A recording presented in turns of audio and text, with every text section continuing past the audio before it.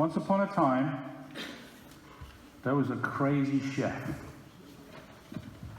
And this chef, can I give you that? This chef found a recipe, well, actually found a picture of something that looked really delicious, and so went looking for the recipe. Kalak Toboreko, it's called. And when this crazy chef read about this incredible image that he saw, he decided he had to make this. Let me read you what it says about Kalak Toboreko. It's a Greek dessert. It says this: "This dessert conquers your heart, your palate, and your soul." Who's bought in already? There we go. "It will never ever let you down. A fine, delicate, light, and outrageously creamy custard wrapped up in layers of thin, extra crunchy phyllo, bathed in delicious, succulent syrup. The famous Kalak Toboreko. Once you taste it, you will ask for the whole pan." Sold.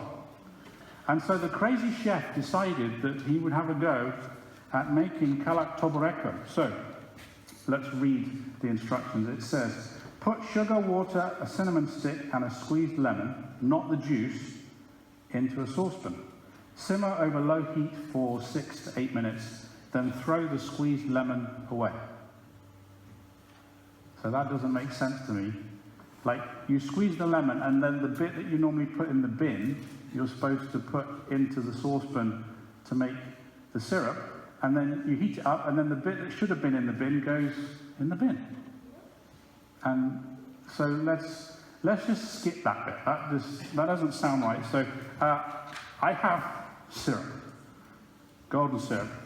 There we go. Step 1 done. So that's the syrup done. Step 2 is the custard. It says, add the semolina to milk, sugar, and egg. Oh my goodness, did I just say semolina? Have you ever had semolina? No. Semolina, I mean, semolina is like the most tasteless kind of...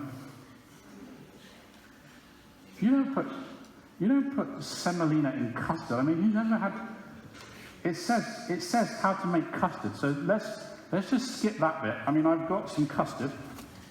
So we've made the syrup. We've now made the custard.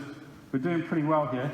I'm on my way to something rather spectacular. I think the quote was, something that will conquer your heart, palate, and soul. We're doing well. Step 3. Where did I get to? It says, pour the custard in the baking pan and bake for an hour. But I don't like hot custard. I like my custard cold. So I can't be doing that.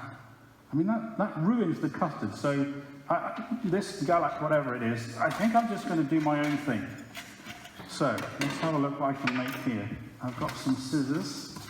So let's open up the custard. Does anyone else like cold custard? Or is it just me? Yeah. See, cold custard wins every time. So let's have some custard. Oh, that looks good. What was that?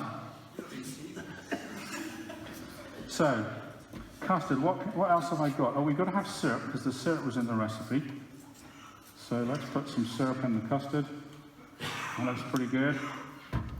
Give it a little bit of a mix. Always wanted to be on a cooking show. Let's see, what else have I got in here? Oh, baked beans. That could be interesting.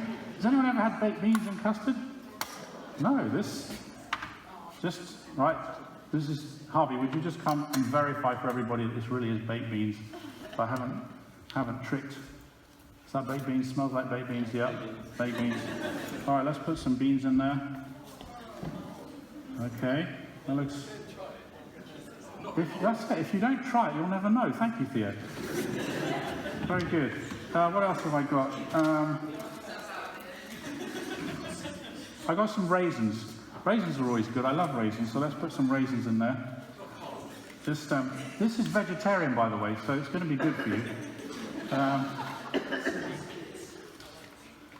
And the other thing that Claire has been trying to teach us at home is that having lots of different colours on your plate is really good for you. So what I thought was, smarties. Very cool. So let's put some Smarties in there. Yellow one, red one, blue one, not the blue one, purple one, that looks pretty good. Okay, let's give it a bit of a mix.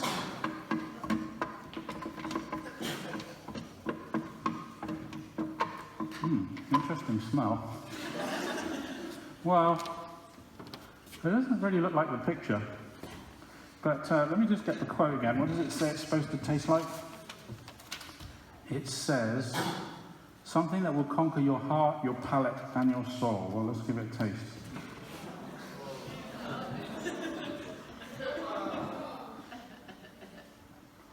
There were 2 Smarties in that one. That was a pretty good mouthful. Just make sure.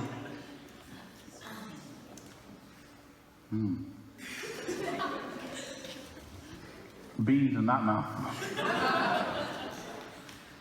I mean, it does quite well for texture, because you've got the chewy of the raisin, the crunchy of the Smarties, and then the sort of mush of the beans.